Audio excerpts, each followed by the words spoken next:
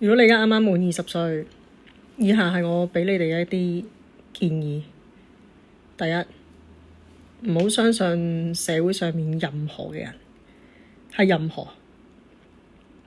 第二，你一路以嚟從細到大學到嘅都係錯嘅，無論係你父母定係你老師教你嘅嘢，你學校學到嘅知識，基本上都係啲偽知識。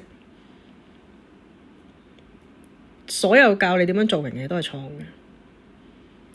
第三，愛情呢係冇你哋諗得咁重要。愛情不外乎就係泄慾同埋錢。好嘅話，你可以喺一個人身上面得到兩樣嘢。所有人衝住愛情都係要呢兩樣嘢嘅啫，一係財，一係色。如果有人同你講佢好追求感情，追求精神共鳴，追求共同成長，呢樣講嘅大話。人渣就會講呢啲説話㗎啦。你想知道你身邊嗰啲男嘅人渣、女嘅人渣，你睇下佢點樣形容感情呢一樣嘢。第四，